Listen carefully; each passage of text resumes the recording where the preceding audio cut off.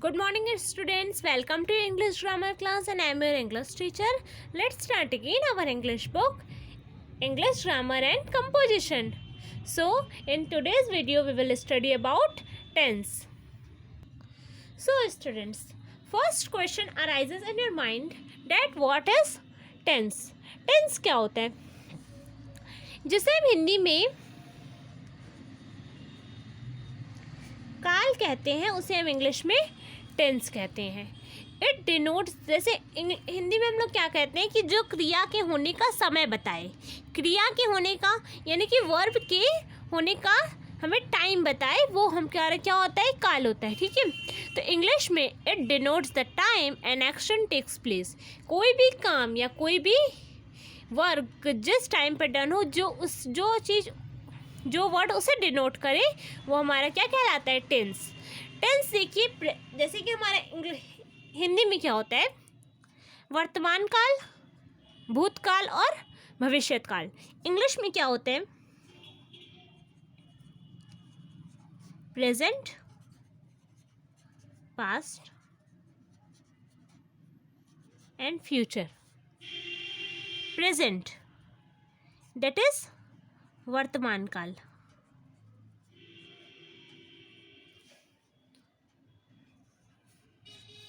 Past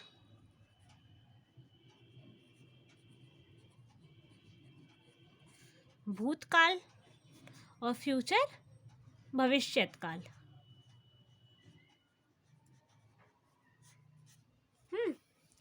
present, जो काम अभी हो रहा है, मतलब कि अभी प्रेजेंट में हो रहा है, तो हम उसे क्या कहेंगे, present tense. And that is past tense and future tense, जो कि पहले हो चुका, जिसमें हम लोग जो अभी हो रहा है प्रेजेंट टेंस, जो हो चुका है वो पास्ट टेंस, और जो अभी होगा वो फ्यूचर टेंस. अब हमारे आपके कोर्स में देखिए, अब आपको पहले आप एक चीज़ और देख लीजिए. हर एक टेंस में, तीनों में एक होता है सिंपल, फर्स्ट. सेकंड होता है कॉन्टिन्यूअस. थर्ड होता है perfect. And the fourth one is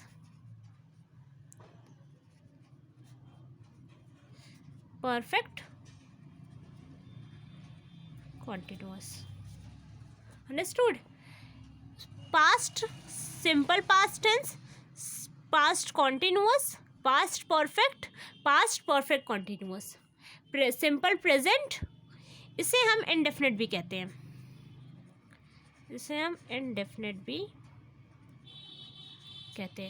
present indefinite, past, ये सिंपल प्रेजेंट भी कह सकते हो और प्रेजेंट इंडेफिनिट भी कह सकते हैं. फिर present continuous, present perfect continuous, then simple future या फिर future indefinite, future continuous, future perfect और फ्यूचर परफेक्ट कॉन्टिन्यूअस. और आपके अब सिलेबस में आपको ओनली 4 टेंसेस पढ़ने हैं. सबसे पहला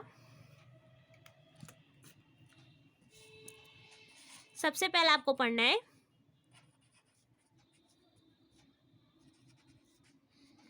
प्रेजेंट टेंस में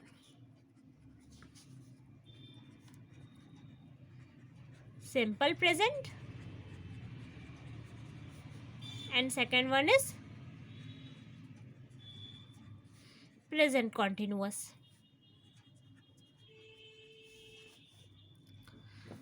देन पास्ट टेंस में सिंपल पास्ट और past continuous. Okay, so that is your syllabus.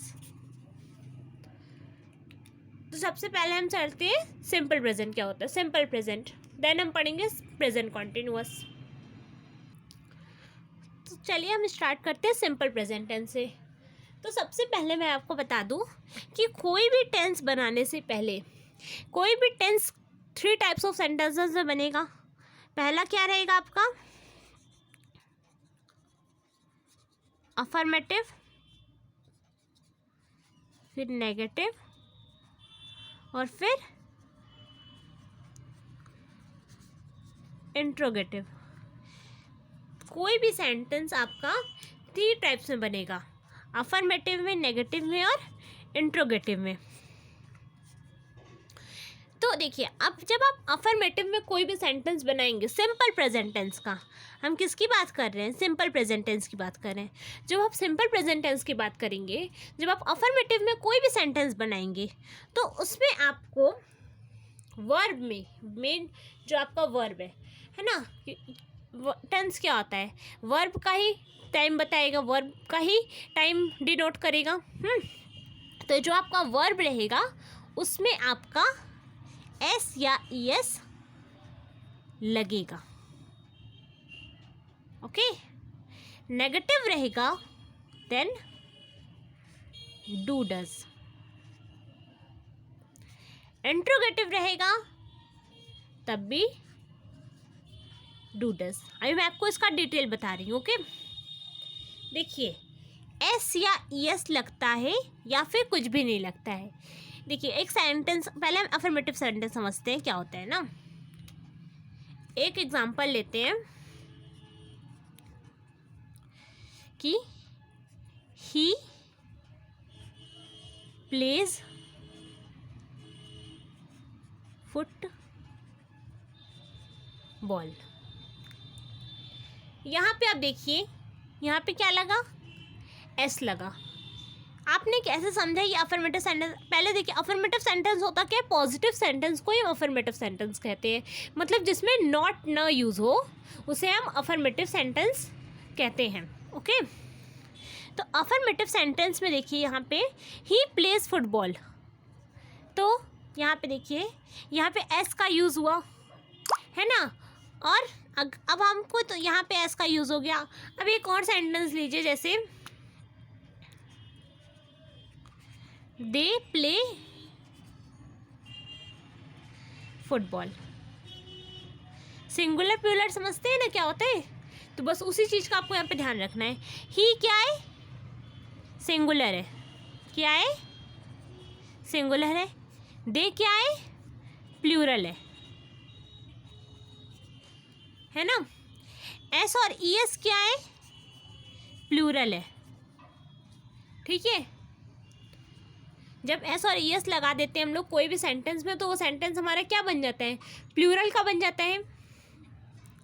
तो वही बात आपको ध्यान रखना है, जब आपका जो आपका ये जो है, जो सब्जेक्ट है आपका, जब आपका सब्जेक्ट सिंगुलर रहेगा, तब आप जो वर्ब लगाएंगे, जब आपका सब्जेक्ट क्या है, सिंगुलर है, तब आपका वर्ब जो होगा वो क्या होगा, प्लूरल होगा। ओके, अपोजिट हो जाएगा। जब आपका सब्जेक्ट प्लूरल रहेगा, तब आप जो वर्ब लगाएंगे वो क्या हो जाएगा, आपका सिंगुलर हो जाएगा। अफर्मेटिव सेंटेंस का रूल्स क्लियर हुआ।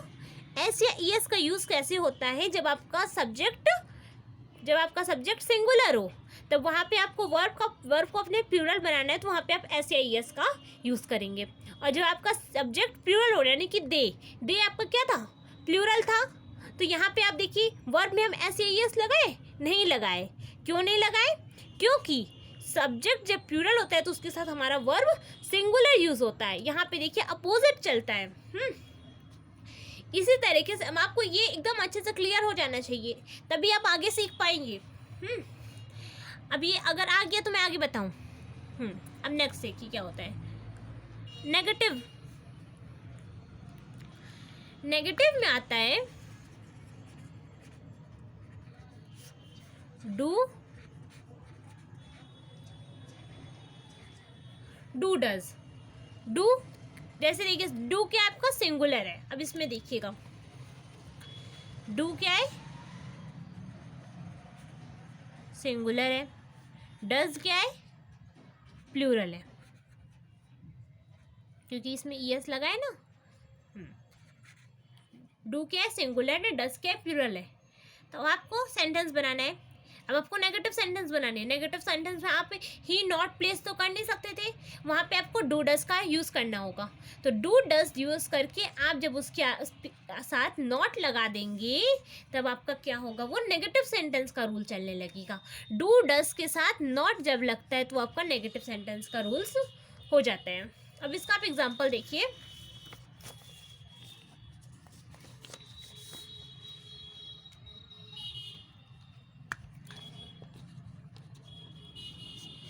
जैसे आपका एग्जाम्पल था, ही प्लेज फुटबॉल, ये आपका एग्जाम्पल था। अब आपको इसको नेगेटिव में कन्वर्ट करना है। ये अगर आपके बुक में ऐसा एक्सरसाइज भी देता है एग्जाम में, इसलिए आप इसे ध्यान से समझिएगा कैसे हम इसको नेगेटिव में कन्वर्ट करेंगे। देखिए प्लेज है, तो आपका यहाँ पे कौन सा वर्ब लग रहा है, प्लूरल वर्ब लग रहा है। तो प्लूरल वर्ब लगाने के लिए तो यहाँ से हम एस को हटा देंगे, ओके, करेंगे डज, है ना। नॉट, नेगेटिव का आपका क्या होता है, नेगेटिव में मेन चीज़ क्या होता है,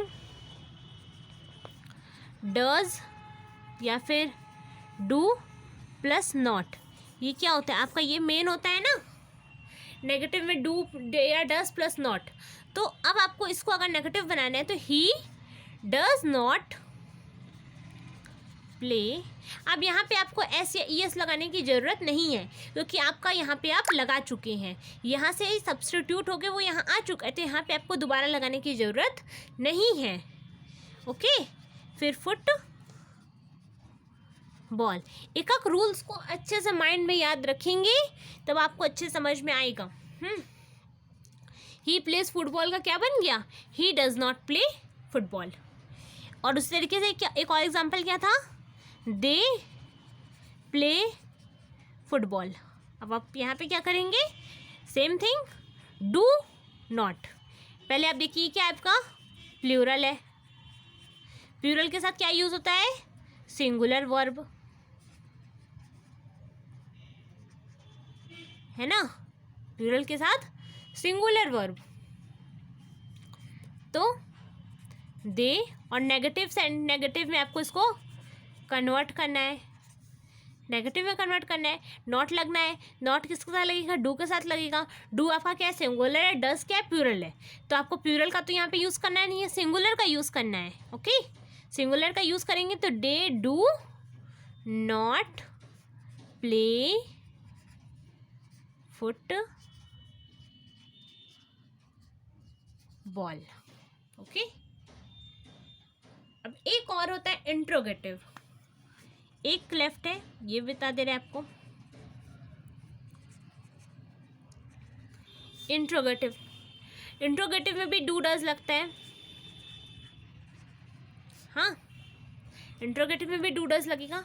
अब इसमें क्या हो जाएगा कि डू डज जो लगेगा वो सब्जेक्ट के पहले लगेगा, मतलब कि डू डज लगाने के बाद सब्जेक्ट आएगा, देन वर्ब आएगा, ओके। ये इसका स्ट्रक्चर हो जाता है, do does then subject then verb. तो आपका जैसे सेंटेंस है, ही प्ले फुटबॉल, ये ना आपका सेंटेंस है, ही प्ले फुटबॉल।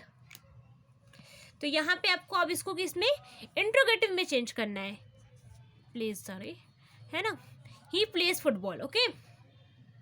इंट्रोगेटिव में चेंज करना है तो क्या लगाएंगे, डज ही प्ले फुटबॉल। कैसे हुआ, समझ में आया, हाँ देखिए कैसे हुआ, बताया ना, मैंने यहाँ पे बताया कि एस या ई एस वाला ही लगेगा। तो यहाँ पे भी आपको प्लीज पहले आप नहीं करेंगे, डू डज को पहले करेंगे, और जब आप यहाँ का आपका एस या ई एस यहाँ पे आ गया तो आप उसे यहाँ से हटा देंगे। तो यहाँ पे डज ही प्ले फुटबॉल। सबका आपको हेल्पिंग वर्ब और मेन वर्ब में ध्यान रखना है। हेल्पिंग वर्ब इसका क्या है, इंट्रोगेटिव वाले का डू डज है, नेगेटिव वाले का भी डू डज है। ये खाली मैं आपको सिंपल प्रेजेंट टेंस पढ़ा रही हूँ अभी। इस वीडियो में आपको सिंपल प्रेजेंट टेंस पढ़ाऊंगी, नेक्स्ट वीडियो में आपको इसके आगे का एक्सप्लेन करूँगी।